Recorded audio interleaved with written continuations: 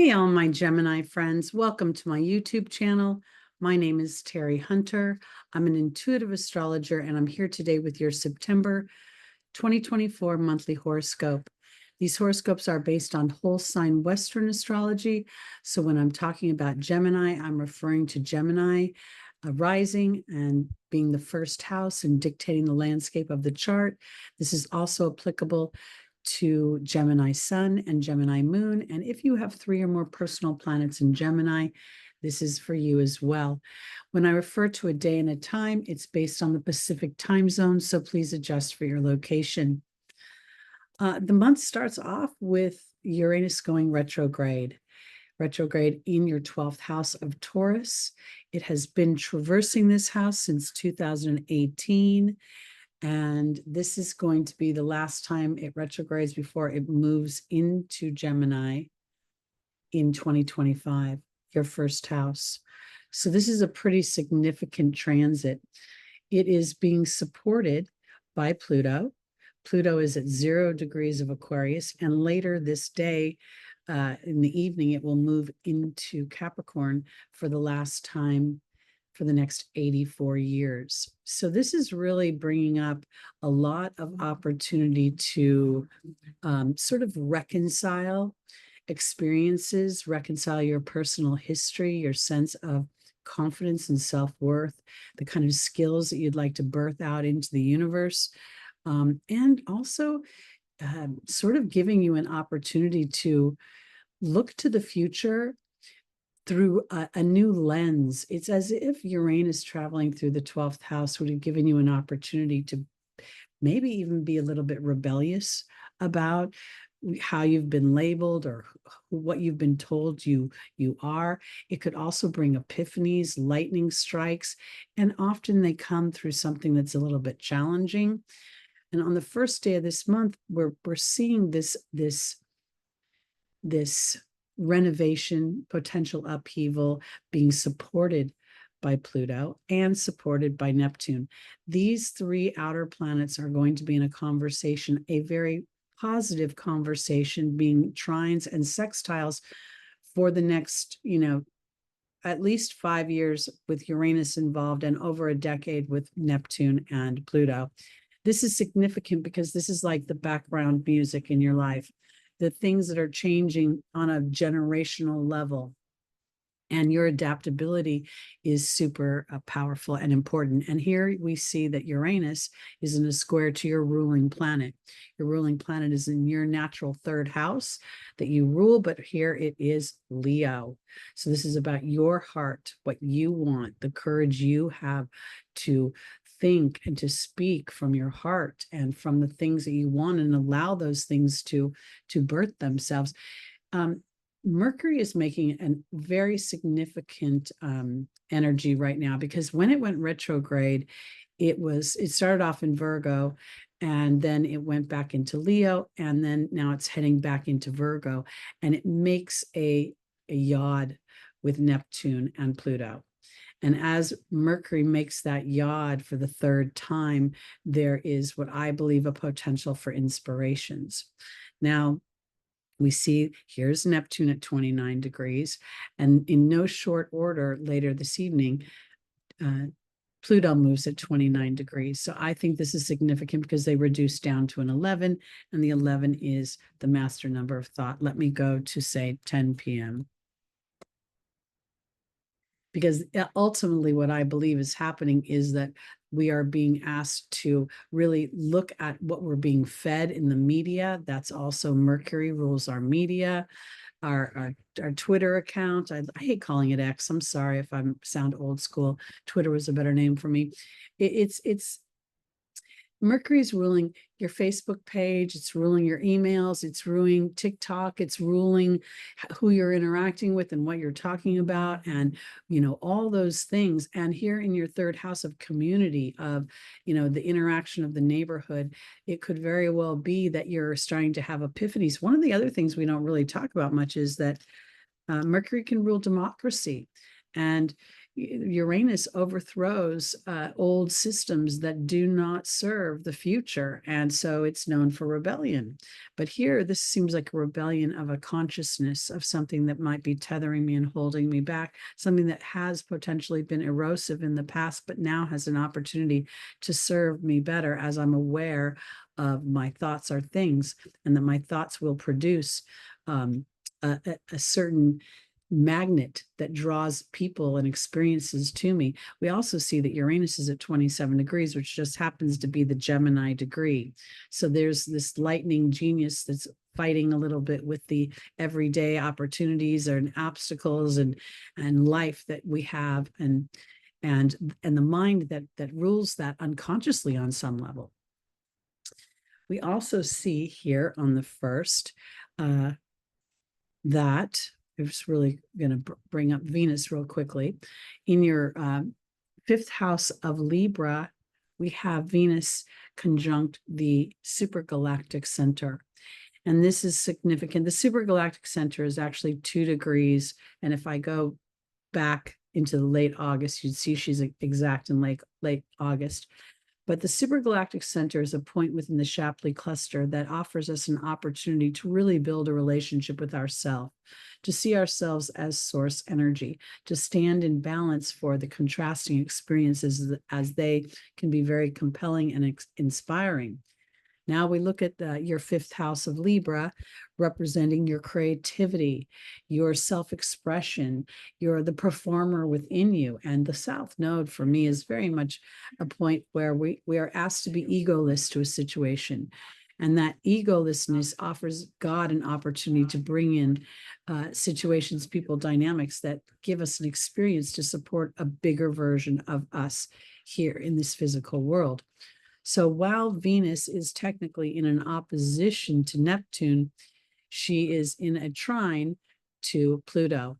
So this to me feels almost as if when maybe she can't see how her creativity, or maybe outside sources are initially making her feel as if that creativity is not good enough, or the expression isn't good enough for the public. This Pisces is your 10th house. But I think that there's something going on here that's bigger than this, because I think what Pluto is saying is that your individual expression is absolutely fabulous. And as you allow that, it transforms your life, and it will move from your 8th house back into your 9th house of Aquarius and offer you potentially renovations in business, because the 9th house rules branding and publishing and influencing. And that's all the things that we do with our content on the internet right now. So Gemini, there's just so much opportunity for the future as you look to the future with a kind of a keener eye, I kind of want to say. Now, there is a little bit of a challenge here with Mars. Mars is at the end of your 1st house. Mars is making a quincunx to Pluto. Now, these guys are friends because they both co-rule Scorpio, but here they can't see eye to eye. And I think that's because Pluto is representing that deep psychological imprint that tethers us to a smaller version of ourselves. And Mars is like, I just want to go. I just want to go. I just want to go.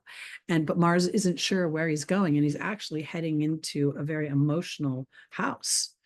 And I think that that's going to be important, so that Mars gets an idea of what's important to him at a deep, deep level. So if Mars represents your action, that part of your personality, Gemini, then as it leaves your 1st house and goes into your 2nd house of your skills, of your nurturing, your healing, your voice, your ability to make money through your own skills. That's naturally the Taurus house.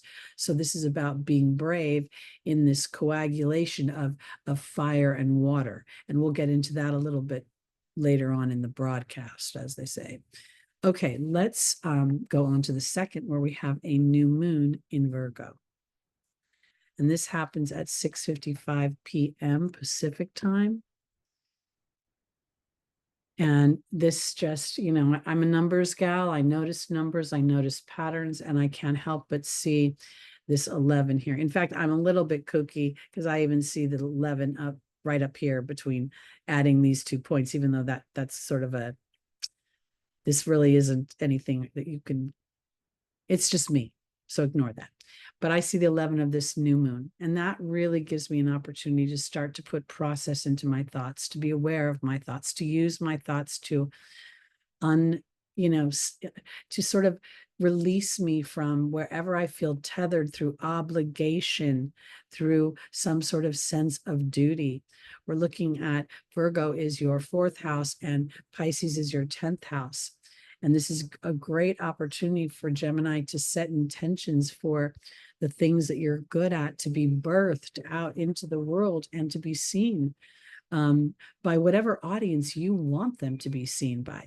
Saturn, for me, the transit through Pisces has been really jarring because initially Saturn, stokes those fears, depression, limits me. But I think Saturn's slowing me down here because it wants me to really root myself into my spiritual practices and be aware of the monkey mind and how it just is a loop. And I think that's what Jupiter offers you in your 1st house, although I haven't been talking much about Jupiter this particular month because it seems like there's other things taking precedent. But for you, I think it's important because Jupiter, while it is in detriment at the time of this new moon, it's at 19 degrees, which is the Libra degree of balance. And I think this is giving you an opportunity for perspective and balance between the broad thoughts and then the systematic application of those broad thoughts into your everyday life, which may feel difficult because you've got so many things that are opposing you, potentially even a workload, the man that, the boss, you got to do and you can't get it done. But this is giving you an opportunity to release yourself from that. Again, we're looking at a new moon and we're about to move into the 2nd eclipse season of the year.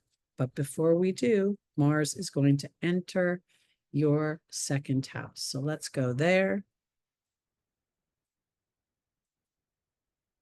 And that happens on the 4th. Now, Mars traditionally is exalted in Capricorn, and therefore it is in fall in Cancer. That's a place where it doesn't feel valued, respected, listened to. And we can see very easily that, the Cancer energy would not be very agreeing or very, it would not necessarily enjoy Mars's challenging side. The hotness, the harshness, the move, get out of my way energy of Mars just does not suit Cancer. So here initially we feel like almost like, the pot, the lid's going to blow off the pot. The steam is rising. But as we move further into the month, I think we're going to start to feel this integration of the water and the fire to create steam and to move the locomotion forward, the locomotive forward motion. Sorry, my words are a little funny here, but we also see at this time that Mars is the focal point of a T-square. The T-square is involving the moon, the nodes, and Neptune. And so this is a real opportunity for Mars, still in the quincunx to Pluto. So he's unaware of that deep psychological hotness. And, he may not even know he's being harsh. He may think this is just who I am, but it's not palatable to that Cancer energy. And so as Mars moves into your 2nd house, you may find yourself initially frustrated with your own personal emotions. And yet at the same time, as you start to set intentions, and that could be evidenced by the moon a few days earlier, you'll start to see this work for you. And it's not easy. I'm not saying it's easy, but consciousness and awareness really help move the story forward. And I think that's what Jupiter's offering you in your 1st house. So now we're going to see your ruling planet re-enter Virgo. And this happens on the 9th. And I think this is significant as well, because this is the 3rd time that Mercury has been the focal point of a yod. The yod is called the finger of God, or it's another name for it.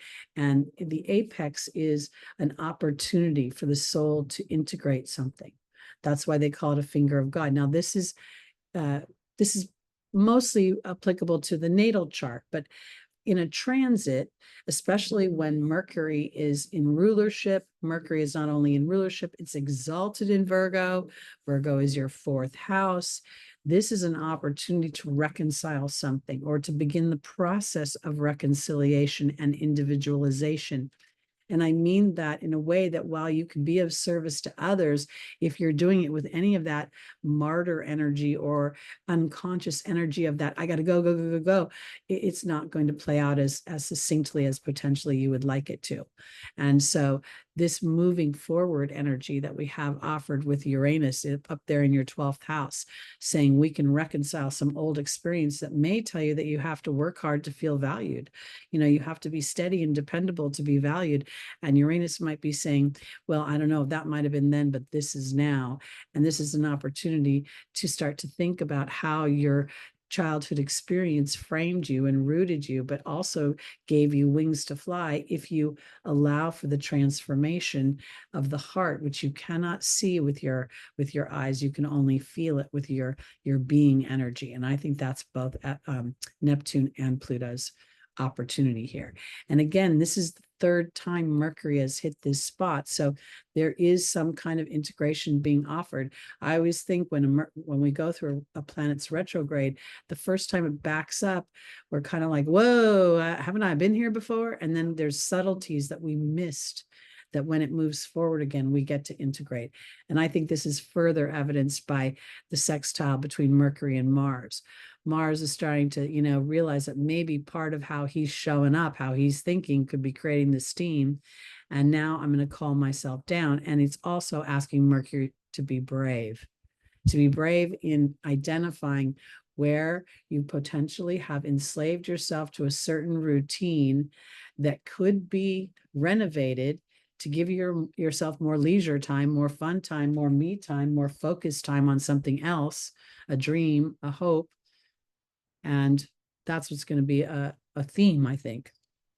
All right, so now we're going to the eclipse on the 17th. It's a partial lunar eclipse. It's happening at 7:34 p.m.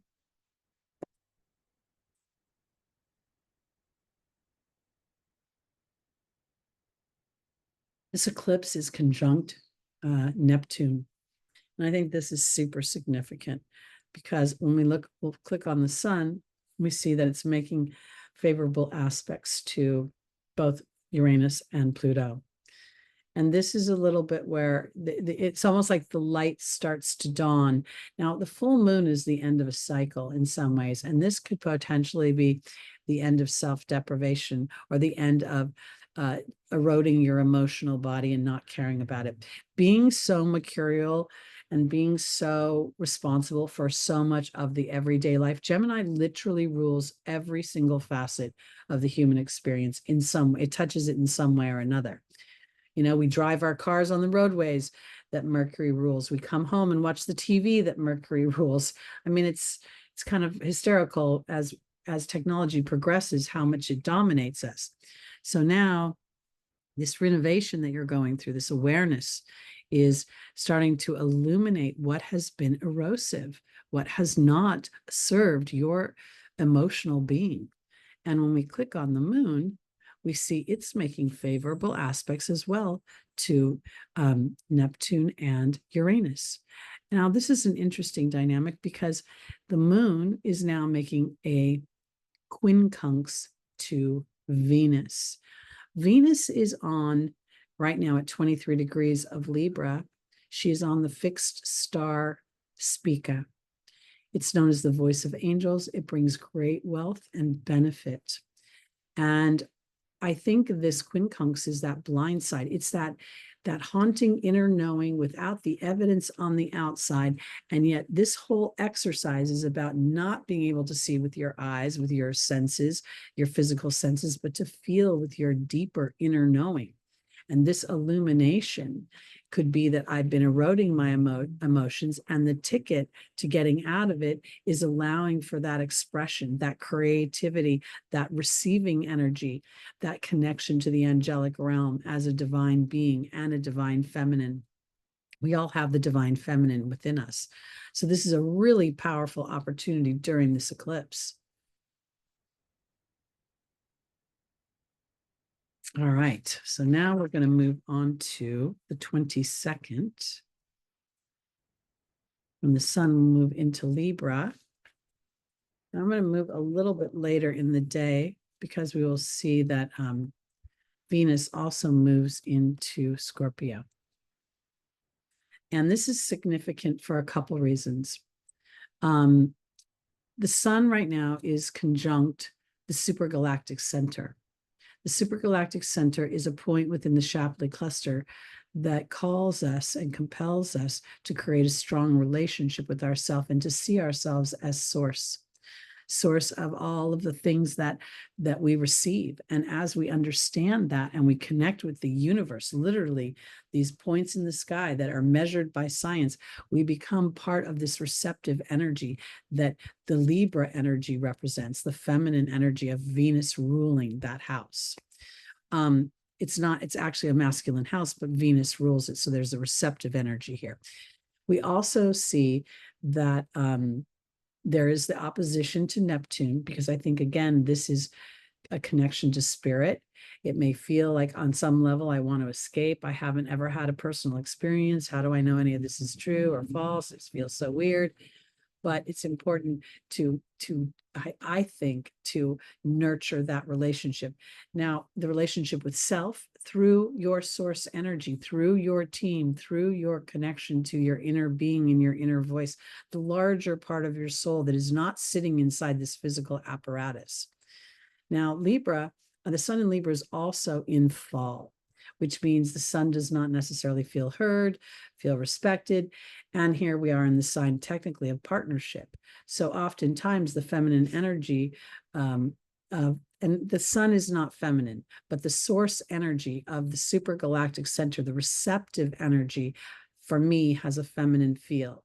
So here I'm being called forth to really look at my drive, look at my ego, look at where I am overcompensating potentially and being of service to others, where I should be more of service to myself and allow my creative juices, what brings pleasure and entertainment and joy to me, and to see how that could potentially shift an energy. So Libra is your 5th house and Scorpio is your 6th house.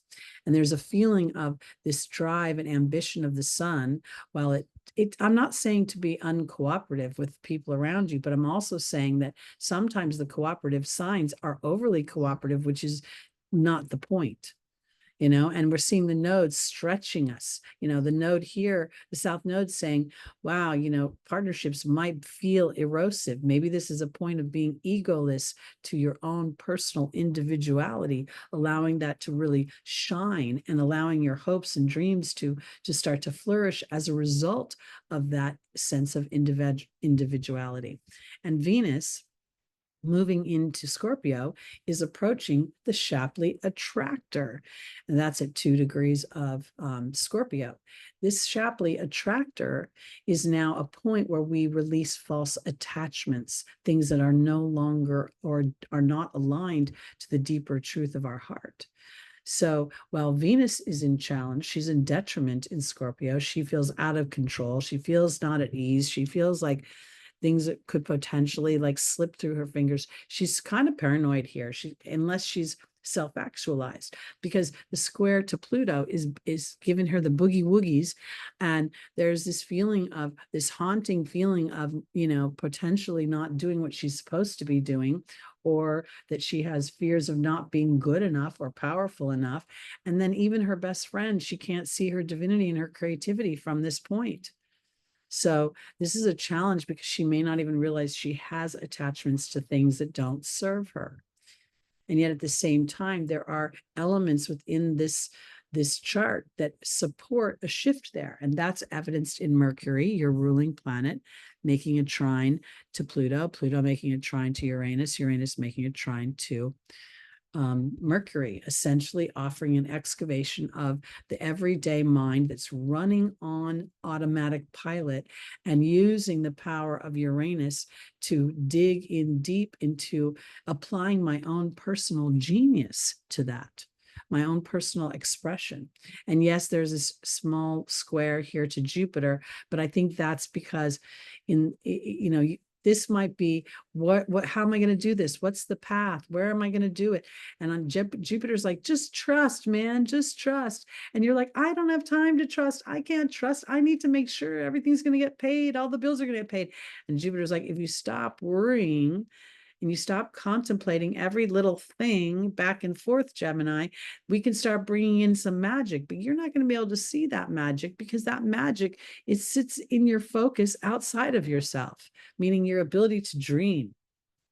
Okay. Wow, that's powerful. All right, let's go now to the 26th,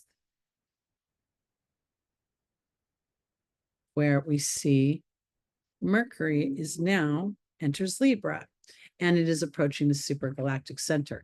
Now we have Mercury and the Sun and the South Node all on the supergalactic center, putting the thoughts and the focus in on the relationship you have with yourself, your creativity, your personal pleasure, your relaxation, your sense of ease, the things that make life worth living. And we have Venus still on the Shapley attractor, still sort of having this conversation about, well, I don't know how to individualize myself. I don't know how I'm going to do it. I don't know where it's going to come from, what, how, blah, blah. All that story goes back to the trine to, oh, it's not in a trine anymore. She's in a square and a half now to Jupiter. She really can't see how that's going to work out. And I just really want to offer, this is not a thinking man's game right now for my Geminis. This is about feeling and about implementing some ritual and structure into that feeling, what can be, what's possible. This Pisces 10th house can be so powerful when you anchor in Saturn's reward and you're willing to do the hard work of watching your speech. I always remind my clients that when they have something that's out of balance and they go, well, my fibromyalgia, and then I say, oh no, it's the fibromyalgia, not my fibromyalgia.